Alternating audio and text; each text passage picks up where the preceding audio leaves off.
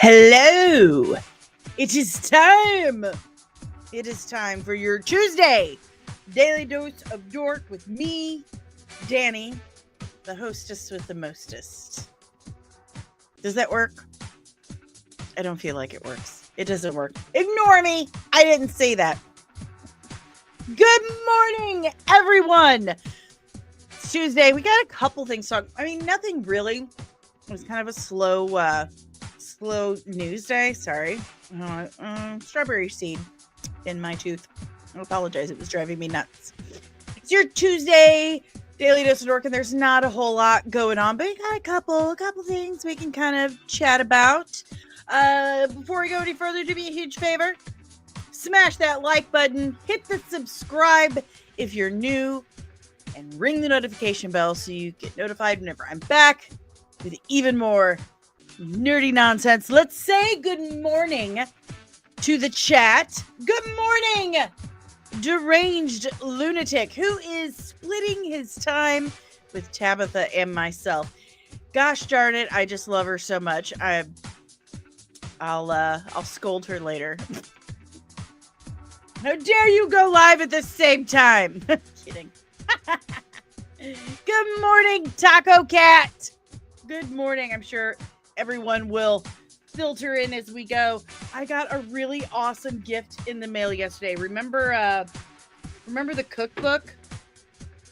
The cookbook I got? Well, the same person, Patricia, sent me this super awesome lightsaber. Power on.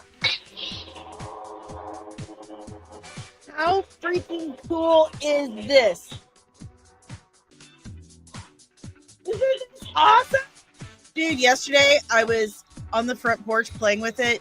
Dave was mowing and he thought I was trying to wave him down. And I said, no, I was just playing with my lightsaber. Good morning, we the people!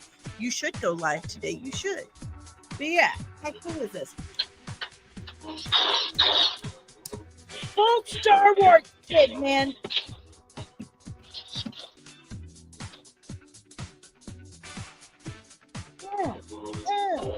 I'll just do this for the whole stream. Just play with my lightsaber. So cool. So cool. I'll just put it down for now. Because I won't stop. I can't stop. Good morning, Fernando. Good morning. All right. Enough of my nonsense, my lightsaber playing. And I may or may not have had a lightsaber battle with Darth back here this morning as soon as I got up. May or may not have. I can't. Unstable. Oh, no, I didn't want that. No. Uh-oh. Volume high. There we go. But now I got to fix the light. I like that sound. It's so fun. I didn't know it did that. Good morning, Dinkus Dead. Good morning, Spencer. Just playing with my lightsaber again, like I've been doing for the last 24 hours. I have a problem. I mean, it's not really a problem for me, maybe for everyone else around me, but I am just a big Star Wars kid at heart. I'm just a big nerdy kid at heart. That's all it is. All right, guys, let's check out some stories. Let's check out some stories. First, yeah, let's go with this. Okay, so I'm assuming he's a basketball player. I don't know much about that stuff. I know hockey, baseball. Good morning, contributing producer, Nerdling First Class Keto. I do not have adult money. I have no money at all. This was a gift. Good morning, Nerdling First Class Backyard TARDIS. Good morning. Backyard TARDIS, did you see my lightsaber?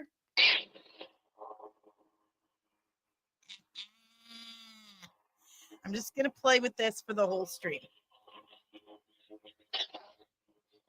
How about that?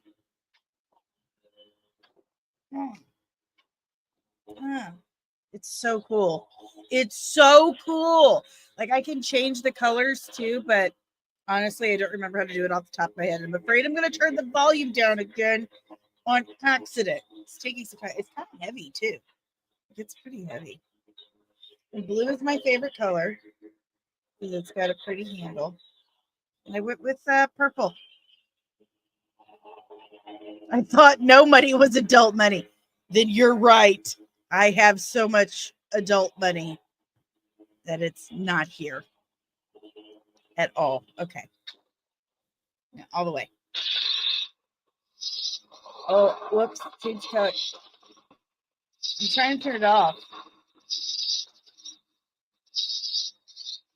Oh my gosh. Now it won't turn off.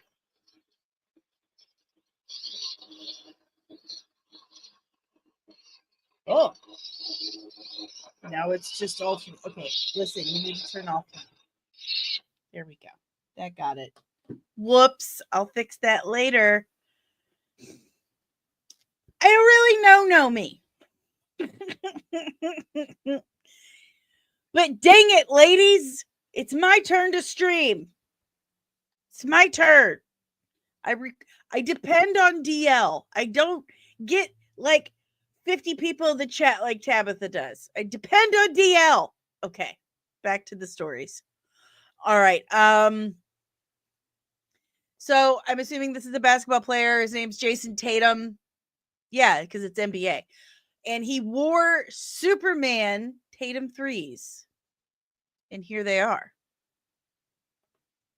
I know, dude, it practically is. There really isn't much to talk about other than my lightsaber. Thank you, Patricia, for the absolutely wonderful gift. I've been having nothing but fun for the last 24 hours. But so here are these basketball shoes. Tatum 3s, totally Supermaned out. It's pretty cool. I mean, I'd wear them. Can we get some like Wonder Woman themed shoes like this? I would wear them so hard. Aw, DL, I told her I had to bail on her because my fellow Missourian was ready to start streaming. Oh, I'm sorry, Tabitha. I don't know. What do you guys think of these shoes? Is this part of the marketing for the Boston Celtics? Fernando says Boston Celtics, but is this part of the marketing for Superman? Are they paying basketball players to wear the Superman logo? Is that what's happening? I have questions. Like, when is the marketing gonna start? And they've said things like, it's gonna start. Just wait. Just wait. Well, we've been waiting, and the movie comes out in like a month or so. So can we kickstart this marketing? Unless this is the marketing. But it seems like everyone's digging them. They're pretty cool looking. That's a really nice shade of blue. It's a very Superman shade of blue. And that damn neighbor is revving his rally car engine again. He's so loud. I mean, it's distractingly loud. Well, these shoes gets the Superman name out in a different avenue. This is true because people are talking a lot about these shoes.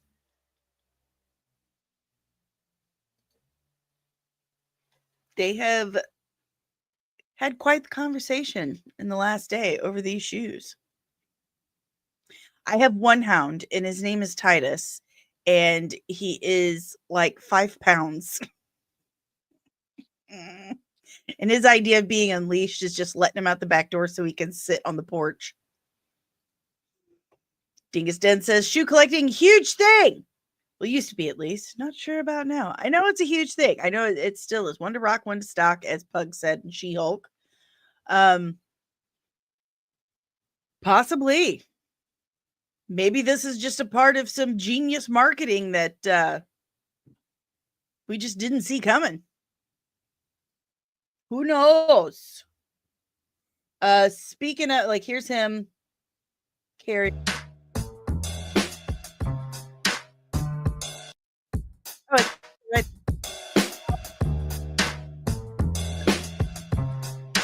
That's why I said Sportsballer, because I don't know. What the heck, man? Just stop, Twitter. Quit stressing me out. Okay. So speaking of Superman stuff, Sean Gunn was doing a panel talking about his role of Maxwell Lord.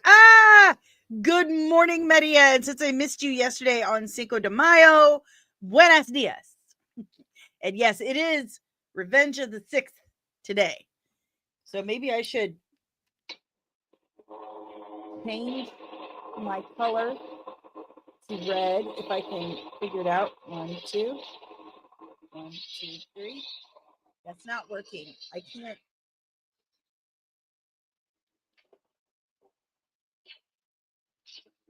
Okay, so that's okay. I'm trying to get it to go red, guys, and I'm failing miserably.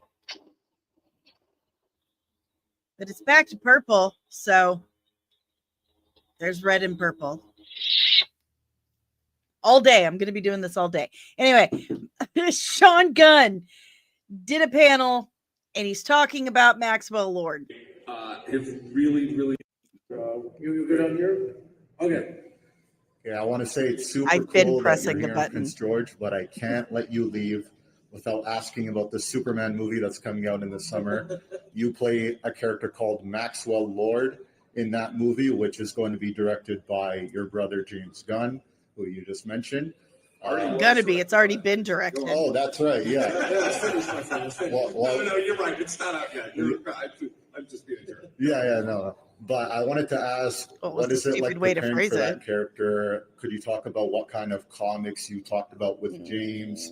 How is it different from the Pedro Pascal version of the character, which he also played Maxwell Lord in another DC movie? I can't believe Pedro Pascal and I keep.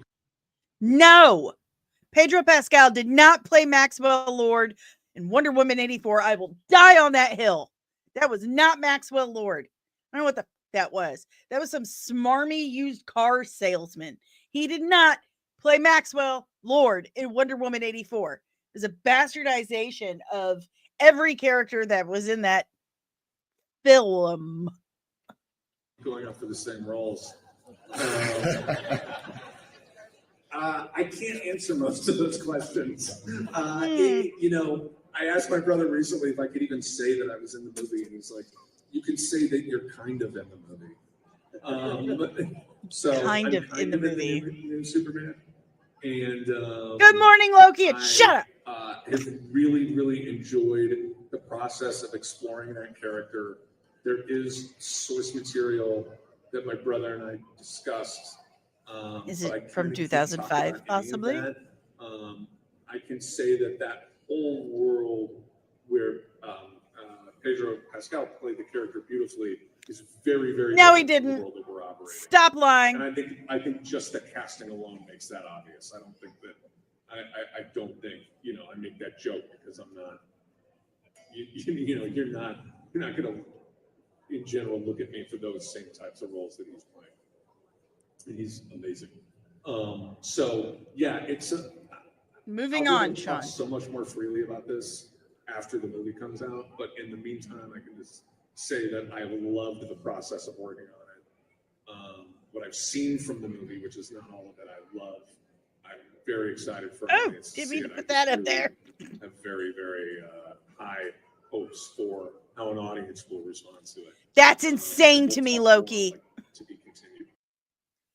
Okay, so basically he's in Superman. We've known this. He's on the cast list. So And Lucky, you want to talk about backyard TARDIS surprising you with what?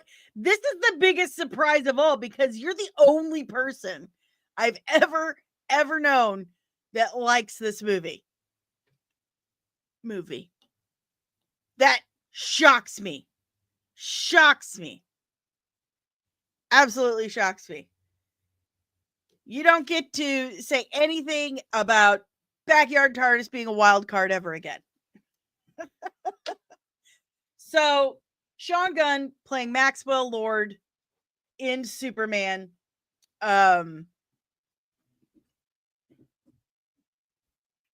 We do know that he basically owns the Justice Buddies or whatever, the Guy Gardner, Hawk Girl, Mr. Terrific.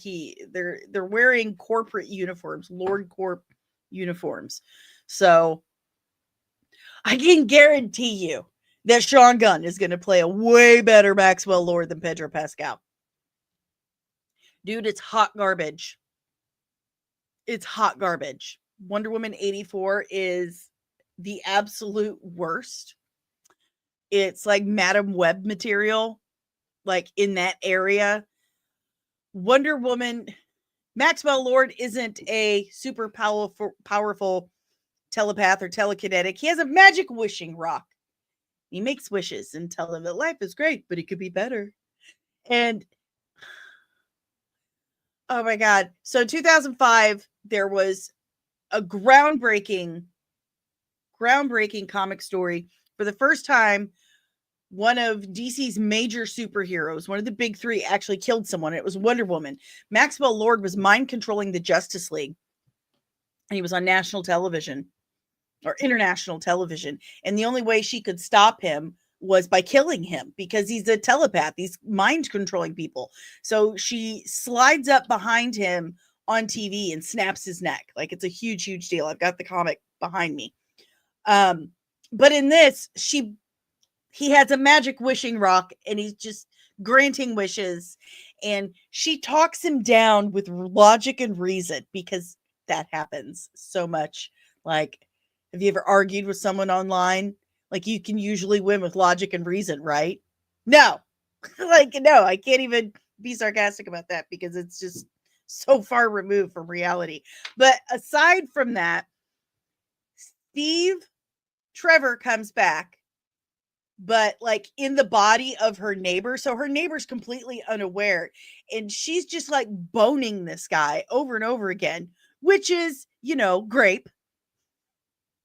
This guy was definitely not aware, consenting to what's going on. So the idea, the whole movie has some really funny ideas about consent and grape. So no, totally different. This is 1,000% different than what Yelena did to Sentry. A bajillion times different. Like it's just terrible. Everything's flimsy. And Patty Jenkins had to come out and explain, well, we wanted it to be like, retro Superman movie. Like, honey, it's kind of like a joke. If you have to explain why the joke is funny, then the joke is not funny. You shouldn't have to sit and explain your movie a year after it's been out. Like, it's so bad. It was so bad. It was not the same thing. It was nowhere near the same thing. And it was just awful. And so it completely crapped on one of the biggest comic book moments in all of DC Comics ever. Like it made the whole movie was Diana, Wonder Woman, being a lovesick puppy, like so worried about her boyfriend, wanting to spend time with her boyfriend. And that is absolutely not Wonder Woman whatsoever. It was absolutely.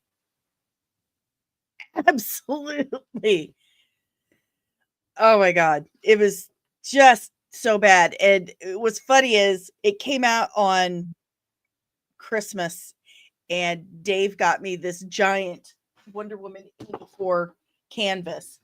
And I sat and watched the whole movie, and I was silent through the whole thing, which is usually I'm like, well, see, this is this and that is that. Afterwards, I'm just kind of sitting there, and Dave goes, you want me to tell you what you thought about this movie? Garbage. Okay, moving on. So, got the shoes, got that, and now we've got Jason Ritter talking about lanterns. Now, I have a lot of hype for this show. I'm hearing a lot of good things, well written. So Jason Ritter, who's playing a character called Billy Macon, says that they've shot 4 episodes so far, and we're starting to shoot episodes 3 and 4. We're doing it all a little out of order. It's been so fun, really well written, really fun show. And this is what he told Forbes. So pretty excited. I absolutely love Jason Ritter. This is fantastic casting. This is one of the dudes that absolutely 1,000% understands what the internet is for and how to use it. If you don't follow Jason Ritter on social media, highly recommend that you do. He's a freaking hoot. Anyway, I'm just super excited for a live action Lantern series. We've never had any kind of actual live action Green Lantern except for some Smallville and whatever that was on Stargirl. But yeah, this exactly, Spencer. So excited for this. It's a great cast. Kyle Chandler is so underrated and so like, hey, isn't he that guy from that thing? Like, I can't remember his name. First thing I ever saw him in was like early 90s. My parents made me watch that George Strait movie, Pure Country. He was in that. And Aaron Pierre. Oh, yeah, we forgot about that. I forgot about that. Again, I think what I said still stands. The Ryan Reynolds thing wasn't really Green Lantern to me. You know? Like, he had the ring and stuff, but Hal was a pacifist. This guy was a douche canoe. Oh, but super looking forward to it. I love the casting. Garrett Dillahunt is in it. One of the most versatile actors that have ever blessed the screen. Absolutely love and adore everything Garrett Dillahunt does. He brings a lot to the table. I got a really good feeling about this. You had a crush on Tom Welling? Who didn't? He was pretty. He was very pretty. So, Jason Ritter on Lanterns. I'm here for it. All right. So, speaking of Thunderbolts, they have nobody was speaking of Thunderbolts but me. So if you haven't noticed, it's been rebranded.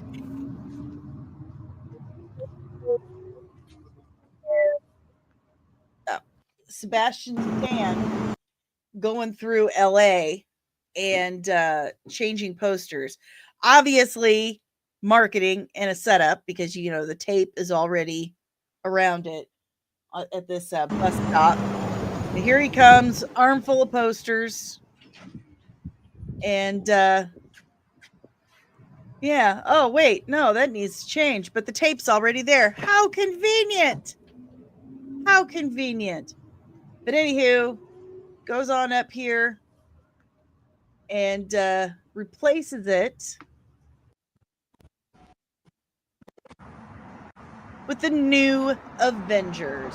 So Thunderbolts is now officially New Avengers, and that was the entire point of the asterisk. Was that it's actually the New Avengers. Good morning, Ro. So, do we think this is going to have any effect on the box office numbers that it's now been officially rebranded, retitled as The New Avengers? I don't. I really don't know. It has not done well numbers wise. We talked about this yesterday, and the numbers are actually a little lower than what we thought. People just aren't going to see Marvel movies anymore. They've let us down so many times. Apparently this was the plan all along. I mean, obviously the asterisk is the big dead giveaway. They always, like, what's the asterisk for? And they're like, you'll find out. Well, we just found out they're actually the New Avengers. So, but you gotta admit that's pretty funny. Stan going around LA and replacing posters that say the New Avengers.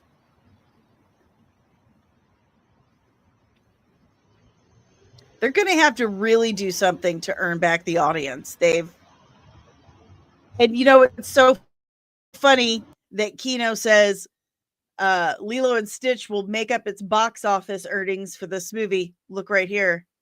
Just on the other side of Bucky is Stitch. That's so funny. I think it's a pretty cool marketing thing. I do. It's just, it's not enough. They're going to have to be giving shit away for free to get people in to see a Marvel movie right now. They're going to have to be giving stuff away. The real box office battle is going to be this July. Everyone's going to be watching Superman and Fantastic Four and how they do. I know I should be tossing Jurassic World in there, but I'm thinking more, in terms of comic book movies.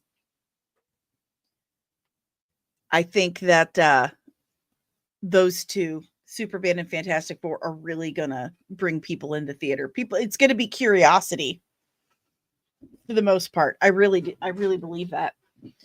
But as far as this stuff, Fernando, give people permission to trash the theater like Warner Brothers is. Well, DC is part of Warner Brothers. Please don't trash theaters. That's so rude. But July is going to be absolutely massive. You're right, Spencer. It's going to be huge. And I really think that it's going to be good for movie theaters. It's going to be good for the economy.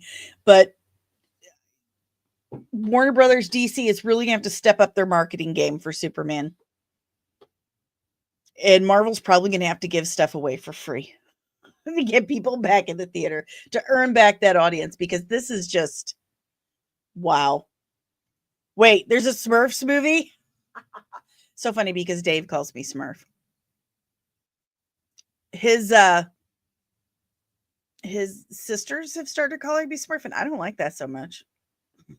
I don't like that so much. That's a Dave name. Dave can call me that. No one else. Good morning, Jalen. It's fine. You can be late as long as you're here. And I got a lightsaber. I got my first lightsaber. Yeah. You blast the fire. Oh no. Oh no. Oh no. All right. All right. Done. Maybe, maybe not. I don't know. I don't know. July 18th Smurfs movie. I'll tell my kid. She was always a Smurfs fan. But speaking of things that people keep forgetting about, Ironheart. And with the numbers for Thunderbolts not looking good at all, which sucks because it's a good movie. It's way better than Wonder Woman 84. I'll tell you that much for free. It surprises me that anyone likes that movie. So weird. Anyway, Ironheart. Ironheart is not gonna be great.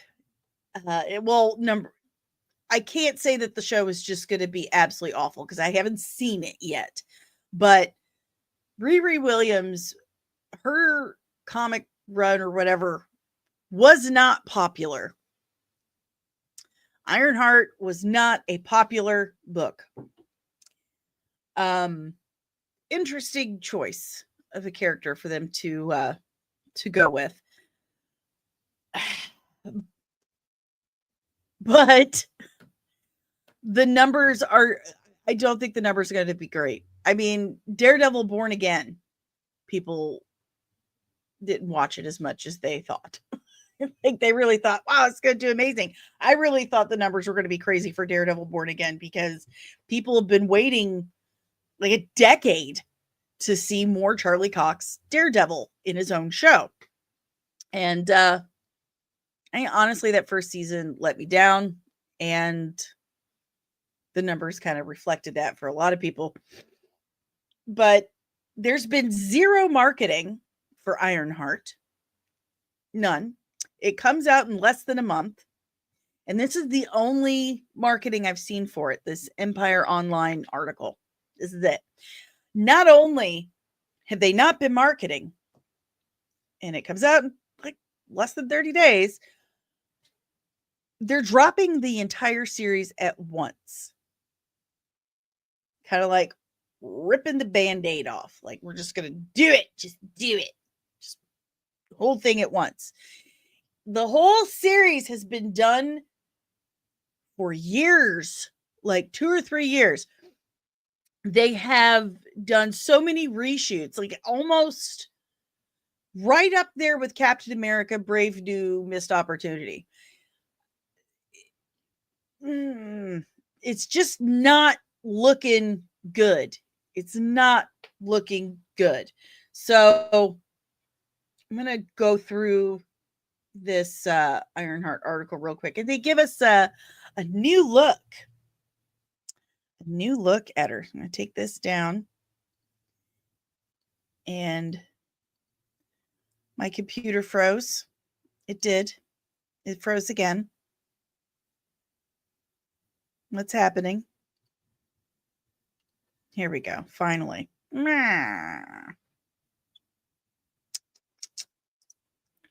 Wow. My computer is really just running incredibly slow. And Jalen, we talked about the Superman lack of marketing. So here's your new look. It's just this one still profile of you, of Riri Williams in her suit. And it says that she got the blessing of Robert Downey Jr. Williams comes at her suit building journey from a very different vantage point to Mega CEO Stark. She's dumpster diving, whereas Tony Stark was this bajillionaire, Thorne explained. Not to say that Riri's project in Ironheart won't be impressive. She has, after all, spent time with the Wakandans. What she's able to accomplish is remarkable, teases Thorne. Time to suit up. It's basically all it is. It says that Robert Downey Jr. and she spoke after they wrapped Wakanda Forever, and he shared some very lovely words about her journey. Thorne tells Empire, he told me how excited he was and that he's rooting for it too. I literally got 2 thumbs up. It's really reassuring to know you're not embarrassing Iron Man yet. Thank you. Tony Stark built his in a cave with a box of scraps. And that's a... Honey, go watch the movies. At least. Go watch the movies. Please. My goodness. Should have been released in February. Tony Stank. Oh, that's funny. But yeah, Riri Williams, Ironheart, was a character that not many people really cared about. Wasn't a popular book. And now it's the show that everyone has forgotten about. And after how poorly Thunderbolts' opening weekend has been, does this spell doom? And I don't mean the character. Like, obviously, the bubble for the MCU has burst. What does this spell out for that burst bubble? Why are they spending all this money and not putting in the effort and the quality that they should? Like, how much money do they have to lose before they realize the horrible mistake they've made? Had they already realized that, since Thunderbolts was so good? But they've already lost our trust, so is it too little too late? And then after you put out a good movie that unfortunately so little have gone to see, is it a good idea? Does it make any fiscal sense to put out another straight to VHS type show? Like, you start to kind of mend that bridge with Thunderbolts. I mean, even though people haven't gone to see it as much as you would like, there's still that word of mouth going around, still excellent reviews. But as soon as you start to mend that, you put out this. Does that make good fiscal sense? Is that a good move? Should they have done with Ironheart what Warner Brothers did with Batgirl? Written it off? Or are they so set that having Mephisto in this show will bring us back? Like 5 years later, after all the Mephisto's going to show up in WandaVision, now he shows up in Ironheart. Do they think that that's going to be its saving grace, that that's what's going to call people in? I don't think so. I just don't think so. Now, as a woman who enjoys comic books and superheroes and fantasy and supernatural, as a disabled woman, we'll go even that far. As a disabled woman who loves this kind of stuff, one of their quote unquote marginalized people that they've been trying to lift up the last few years, do I get a kick out of seeing a really cool female superhero, or a superhero like Echo, who's literally like me? Do I get a kick out of that? Hell yeah. Hell yeah, I do. I do enjoy that stuff. But do I want to be pandered to? Do I want it thrown at me like a scrap? Like, here you go, or used to line their pockets? No, I don't like that. It's insulting. You're giving me the lowest quality that you have, thinking that I should pay all this money for it and be happy. That's insulting. That's absolutely insulting. What you're saying is that women consumers are so stupid that will take, the worst you've got laying around that you just kind of glued together last minute. No, we want good stories. We want it to make sense. We want it to be organic. That's what we want. But giving us flat, one-dimensional, half-ass written nonsense and focusing entirely on one thing, one aspect, like, oh, she's a woman, so she's angry at all men, or she's scared of the world. No, there's so much. We're human beings. Like, there's so much more to us. So no, I don't want to be pandered to. No, I don't want your fucking scraps thrown at me. I want good stories. And if all you can write are good stories about men right now, because you're all men, you have these men writing stories about women. What do they know? Listen, if all you can write is a good story about a dude superhero, then just give me the good story about the dude superhero. Don't give us women superheroes unless you're able to deliver. 100%. Find a woman who can write well and then put her in charge of writing about the woman. I don't understand how that's not making sense to them at all. Hey, good morning, Truth. Good morning, Dom, if you could probably write about the acolyte comment. But Mark Twain always said, write what you know. And it'll always be good. Write what you know. So why on earth would you have a bunch of white dudes writing about a woman of color or anyone of color at all, or any women? What do they know about that? Not much. Not much at all. So if you want a well-rounded, well-written, fulfilling show or movie about a woman, hire good women writers because they know about being a woman. Am I making any sense at all, or am I just rambling here?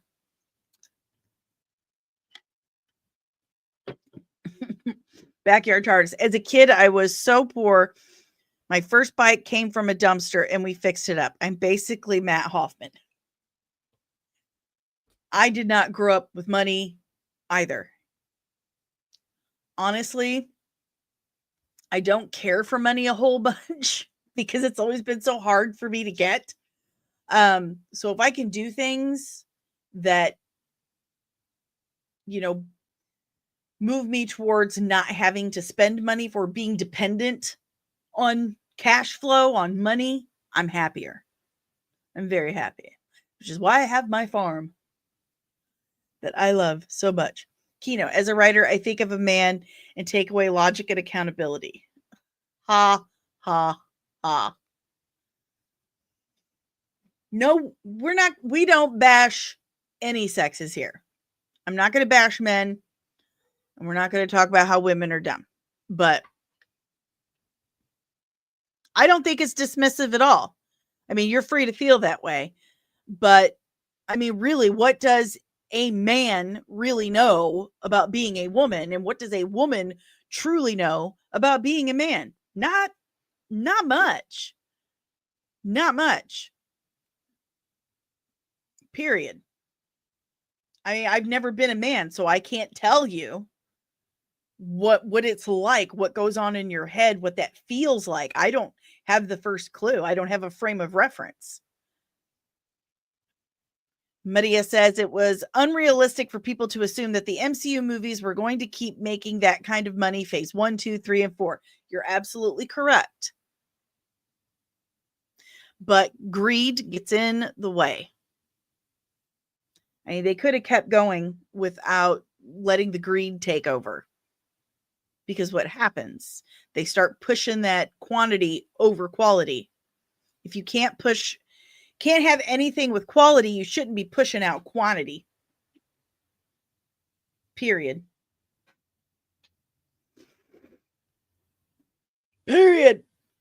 But this just, in my opinion, probably should have been Batgirled and save them some money and put it towards stuff that really works. I mean, if you couldn't get it right with the writing, then it shouldn't have been done. WandaVision was really good. I loved WandaVision. Loki, really good. Did not like Falcon and Winter Soldier. That one was just a mess. And a lot of that had to do with the COVID situation. They removed a lot of things from that plot because it hit a little too close to home and the holes were felt. The holes were felt. And that was also the very beginning of when they were like, let's do everything all the time. And Feige delegated to people he probably shouldn't have. Couldn't trust him. So, and let me go back on this. You could have a man write a couple lines for women here and there, and women write lines for men here and there. But if you're going to have a main writer for a character, they should understand that character, like really understand it. And I just don't think women can truly understand what it's like to be a man. And I just don't think that men can ever truly understand what it's like to be a woman. That's how I feel. Backyard TARDIS, I liked Falcon and Winter Soldier better than Loki season 1. Talking. That really surprises me. Maria says, after WandaVision is where everything started going downhill. They overextended themselves. They really, really did. Hubris and greed, and just completely bogged down with too much going on. And I don't know why I'm surprised anymore. But Loki's not allowed to say anything about it anymore because he said he liked Wonder Woman 84. And we're all just stunned by it. It's okay. Everyone's allowed to like what they like. They are. Opinions are subjective. Art is subjective. Sometimes it is objectively bad, though, and I'll say that. So, I don't know. I don't know what I'm saying. I don't know what I'm talking about. I don't know anything at all. I don't. I'm just here to play with my lightsaber.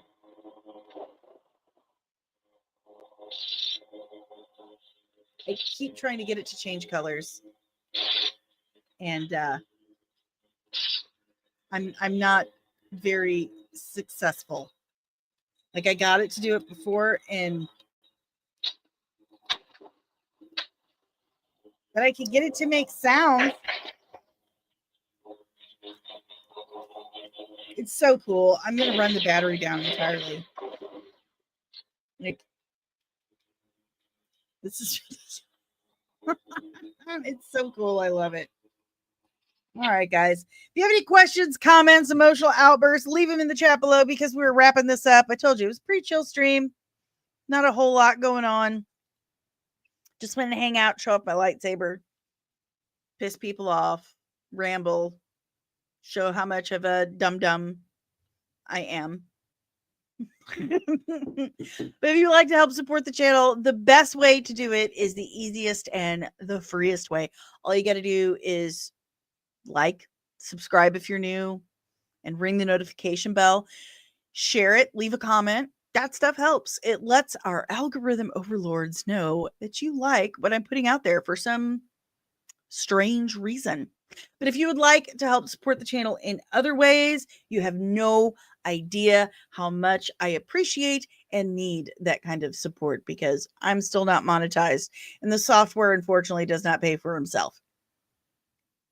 And I got to get a new computer and my monitor is going out. I'm really upset about it. But anyway, if you would like to help pitch in, you can do so in several different ways. And all the links will be in the description below. First and foremost, see that QR code right there? If you scan it, it takes you to buymeacoffee.com/comicsandmua. And you can tip me as little or as much as you like. Consider it like a super chat or something because I don't have those yet. So, you do that, I'll give you a little bump in the comments. Like I'll prioritize you. I don't know. I'm new to this stuff, even though I've been here for 5 years. But if that doesn't work for you, there's also Cash App, $ DanielleSoncasie. Same deal. You can tip me as little or as much as you like. Your choice. Totally up to you. I'm breezy.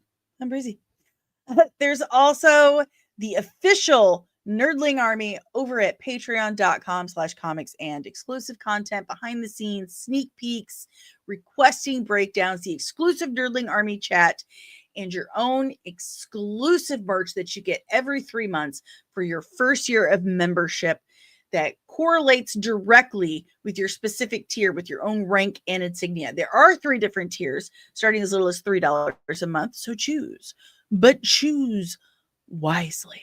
Because the higher your tier, the cooler your merch is. Hard promise on that one. I also have a merch store over at Etsy, comicsandcosmetics.etsy.com. And you can check out all the super cool designs made by yours truly. So if you like Dune and Star Wars and comic books and you want products and items to show your love off, check out comicsandcosmetics.etsy.com, baby. And it helps support my channel, as does Leash Boss, leashboss.com. I am sponsored in part. I have an affiliate working out thing with Leash Boss. If you use my fancy little link there, you will save 15% off on important items for your doggo. There's also corasvault.com/comics, and using my code comics and at checkout will save you 10% off. So if you want to buy Tony's proof that Tony Stark has a heart, or an Iron Man mask or Spider-Man mask, it looks super cool at parties, go to coravault.com/comics and don't forget to use that code for your own discount. Also, this podcast is powered by the Red 5 Network. We look good in red, and we like to show it off. We do. So if you go to red5.bio.link, you will find the entire Red 5 family of exclusively nerdy podcasters and content creators. If you like what I'm doing, chances are you will like what the rest of the Red 5 network is doing, probably a lot better. So go to red5.bio.link today to discover more the Red 5 family of podcasts. Let's check out the chat. Oh, some buy Danny a beer. Her neighbors are driving her crazy. Yes, they are. I wake up to, okay, this guy does rally cars. Dave he really likes rally cars. But this guy, he's got his little rice burner with a glass pack, and it's right next to my bedroom and studio windows. It's not fun. But yeah, I know this is not a political stream. No, it is not. I try to stay away from that. But this unfortunately concerns Hollywood. Do you think the tariffs will affect our movies in the middle of being filmed? No, not at all. A lot of that political stuff, it's just a show. And kind of like, I'm going to threaten you with this. Hopefully you get in line. I don't know. I don't want to get into it too much because I don't like doing the whole political thing. I get yelled at by people on both sides and I don't care for it.